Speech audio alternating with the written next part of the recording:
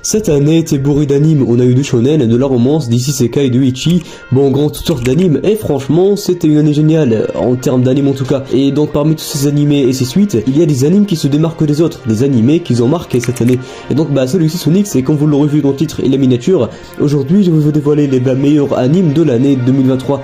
Donc c'est une très bonne occasion pour vous présenter quelques animés à voir. Alors avant de commencer, n'oublie pas de liker la vidéo, plus en place au top 20 mondial d'animes de l'année 2023. En 20e position, on retrouve Mashle, un animé qui tourne sur Mash, un jeune garçon qui ne possède pas de magie, dans un monde où cette dernière est très répandue. Il se passera quelques trucs et il se retrouvera obligé de s'inscrire à une académie de magie, alors qu'il n'a pas de magie. Cependant, son entraînement intensif lui permet de s'en sortir. Cet anime me rappelle beaucoup Black Clover, mais surtout Harry Potter, l'animation et la comédie, les combats, tout est cool. Franchement, je l'aurais vu plus haut dans le classement. En 19e position, My Happy Marriage, un animé de romance adapté par Netflix. On suit l'histoire de Miyu Saimori, la fille aînée d'une famille noble qui possède des pouvoirs surnaturels. Cependant, il paraît qu'elle n'en possède pas, alors elle se fait très maltraiter et harcelée par sa famille. Un jour, on lui impose le mariage avec Kyoka Kudo, un homme réputé pour sa cruauté, mais au final, il paraît qu'il ne l'est pas forcément. Et donc, une romance plutôt sympa va naître entre Miyu Saimori et son mari, Kyoka Kudo. Ce que j'ai bien aimé, c'est le fait qu'il y a de la magie et des combats dans un animé de romance. En 18e position, un des animés les plus récents de la liste, Frieren. On suit l'aventure de l'elfe Frieren et ses compagnons, le héros Himmel, le nain Aizen et le prêtre Hater, qui rentrent victorieux de leur combat contre le roi démon. Au bout de 10 années de bataille, ils ont ramené enfin la paix dans le monde. Il est temps pour eux de retrouver une vie normale, et c'est là que l'elfe Frieren se sépare de ses compagnons et revient 50 ans plus tard, exactement aux derniers instants de son compagnon Himmel. L'elfe à la longue vie se rend compte à quel point la vie des humains est courte et commence une nouvelle aventure. Perso, j'ai bien aimé, mais je vois pas au-dessus de Mashle. En 17e position, Tengoku Daimakyo. En 2024, 15 années après qu'une mystérieuse catastrophe a ravagé le Japon, la nouvelle génération est élevée par des scientifiques et leurs robots dans un immense jardin coupé du reste du monde, surnommé le paradis. L'endroit sert à protéger les enfants du monde extérieur, dans lequel sont apparus de dangereux monstres dévoreurs d'humains. C'est dans ce monde que Maru et Kuruko, deux adolescents de la génération post-apocalypse, cherchent dans ce qui était autrefois Tokyo, dans l'objectif d'atteindre le fameux paradis pour enfin pouvoir mener une vie paisible. Mais tandis qu'ils cherchent à atteindre cet endroit qui semble inatteignable, les enfants qui ont la chance d'y vivre se questionnent sur l'extérieur. Qu'y a-t-il vraiment au-delà des murs protecteurs? C'est un animé génial, je vous le recommande, il mérite cette place. Yamada Kun to Level 999, le meilleur animé romance de l'année clairement, prend la 16e place, un animé qui tourne sur Akane Kinoshita, qui s'est récemment fait tromper par son petit ami, suite à une liaison avec une autre femme rencontrée dans un jeu vidéo. Alors qu'elle décide d'évacuer toute sa colère en affrontant des monstres, Akane fait la rencontre d'Akito Yamada, un camarade de guilde, et décide de lui parler de ses problèmes. N'étant pas intéressé par cette dernière, Yamada la renvoie sèchement. Un jour, alors qu'elle participe à une convention, Akane revoit ce fameux Yamada, et c'est là où commence une longue géniale romance. Je comprends qu'ils sont en 16e position, c'est un animé sympa avec une intrigue intéressante. 15e position, Bungo Stray Dogs saison 5, un de mes animés préférés clairement, et surtout avec cette saison, les événements étaient très coursés, comparé aux précédentes saisons, je l'aurais clairement vu plus haut. Mais bon, beaucoup de personnes n'ont pas forcément apprécié cette saison, faites-moi savoir votre avis en commentaire. 14e position, un des meilleurs isekai que j'ai vu, Umirasen Shadow, mais du coup la saison 2 qui a eu lieu seulement cet automne. Personnellement, je préfère largement la première saison, j'ai l'impression que les événements sur cette saison sont trop bordéliques mais surtout bâclés. Il y a quand même eu 3 arcs en seulement 10 épisodes, je pense que ça va un petit peu trop vite, mais ce n'est que mon avis. En tout cas, ça reste quand même génial, les combats, l'animation, la comédie, mais surtout du fanservice, tout était présent. 13e position, on retrouve Hanma Baki, Son of Ogle saison 2. Franchement, c'est un de mes animés de combat préférés. Je suis surpris de le voir aussi bas, mais vu les masterclass qui nous attendent, c'est plutôt logique. Ce qui était cool avec cette saison, c'est le manque total de logique, enfin c'est pas une nouvelle chose dans Baki, mais sur cette saison c'est encore pire, rien de normal, il y a même des moments plutôt limites. En tout cas, cette suite était cool à mon sens.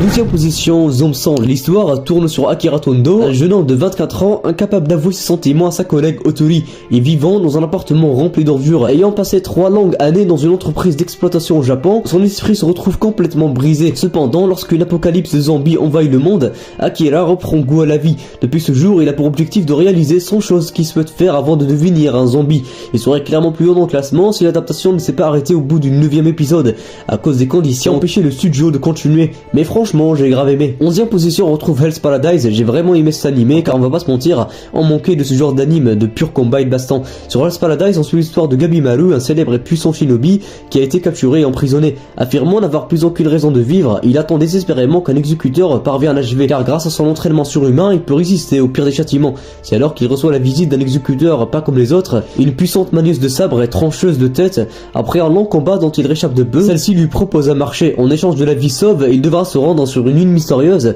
afin de récupérer un élixir d'immortalité. Seul problème, les seuls humains revenus de cette île sont revenus sous forme de fleurs. En gros, il sera pas le seul à être envoyé, et donc un long battle royal va commencer entre lui et plusieurs autres criminels. Je l'aurais classé plus haut, mais 11e place reste quand même très bien.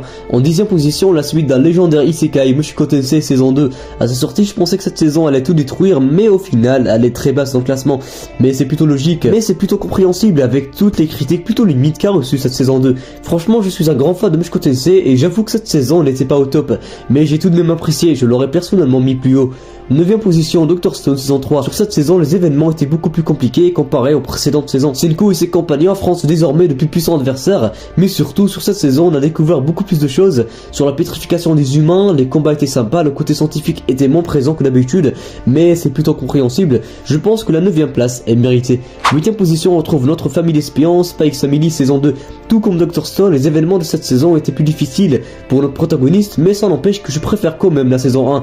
Oui, pour une raison inconnue, j'ai pas trop accroché à cette suite, je l'aurais vu moins haut dans le classement, mais bon, ce n'est que mon avis en tout cas. Faites-moi savoir le vôtre en commentaire. 7e position, Bleach, Thousand Year Blood War, rien à dire, cette suite de Bleach était géniale, et dire que cette animation incroyable était quand même critiquée sur Twitter, bah c'est plutôt bizarre. Même si j'ai bien apprécié les combats et cet arc en général, je le vois pas plus haut que certains animes, mais je pense que cette 7e place est parfaite. 16e position, la saison 2 de Vinland Saga. J'ai beaucoup de choses à dire là-dessus. Déjà pour moi cette saison 2 ne rentre même pas dans le top 10, et comme vous le savez tous déjà, ça revient principalement au fait que c'est trop ennuyant. Je sais que dans les animes ce n'est pas que de la baston, mais suivre 2 hommes esclaves durant 24 épisodes, bah comment dire, c'était pas fou. Surtout quand on compare à la masterclass de la saison 1, j'ai quand même aimé quelques moments, surtout le je n'ai pas d'ennemi de Thorfinn qui a caractérisé cette saison. 5e position, on retrouve Tokyo Revengers, du coup la saison 2 et la saison 3, un de mes animés préférés. J'ai déjà lu le manga, mais je pense que l'adaptation animée était très bien réalisée, surtout la saison 3 qui est une masterclass. Les combats, les personnages, les flashbacks, les OST, tout est génial dans Tokyo Revengers. Je l'aurais mis plus haut, mais la 5e place reste quand même très bien. 4e position, un des animés qu'ils ont révolutionné cette année, Oshinoko, un anime qui tourne sur Goro, un médecin qui idolâtre l'idole Ai. Un jour, Ai se rend à l'hôpital, elle est enceinte de jumeaux, mais préfère cacher sa grossesse au public, car selon elle, une idole se doit d'être parfaite. Le soir de l'accouchement, Goro est tué par un mystérieux homme et se voit réincarné dans l'un des jumeaux de Ai. À première vue, cet animé ressemble beaucoup à une romance atypique, mais dès le premier épisode, on est renversé par un grand plot twist et l'animé prend une tournure beaucoup plus sombre qui dévoile la vérité sur l'industrie du cinéma et la musique. En 3e position, on trouve la saison 3 de Demon Slayer, Posez-vous couteau, mais je l'aurais classé moins haut. Cette saison était pour moi beaucoup moins bonne que les autres, ça n'empêche que cette saison 3 elle reste quand même très cool, et donc bah la 3e place reste quand même compréhensible. En 2e position, on trouve SLK, épisode final, la fin d'une grande masterclass. Perso, j'ai vraiment aimé la fin, même si elle est plutôt triste. La mort d'Eren était prévisible mais blessante. La romance entre Mikasa et Eren qu'on a eu à la toute fin était géniale. Ce moment entre Armin et Eren est certifié 100% chelou, mais surtout si cette fin est si incroyable, c'est car elle a divisé les fans et a donné à chacun d'entre eux une vision de voir les choses. En première position, très attendue, Jujutsu Kaisen saison 2, ou plutôt saison des massacres. Depuis le début de sa saison, c'était mort après mort, et c'est pas prêt de s'arrêter. J'aime Jujutsu Kaisen, j'aime Gojo, d'ailleurs c'est ma photo de profil, j'aime Toji, il est grave stylé, j'aime le flashback dans les premiers épisodes, j'aime l'animation même si elle est beaucoup critiquée, j'aime l'arc Shibuya, mais surtout j'aime les combats. Sukuna vs Jogo, Gojo vs Toji, voire Toji vs le poulpe, machin truc, et j'en passe, tous les combats étaient fous. Cette saison mérite largement la première place. C'était tout pour les 20 meilleurs animes de l'année 2023. Faites-moi savoir votre propre top en commentaire. Avant que vous partiez, je tiens à vous dire que je suis de retour après un mois sans vidéo, mais je promets du lourd. Merci d'avoir regardé la vidéo jusqu'ici. N'oubliez pas de liker, je compte sur vous. Sur ce, on se retrouve à la prochaine.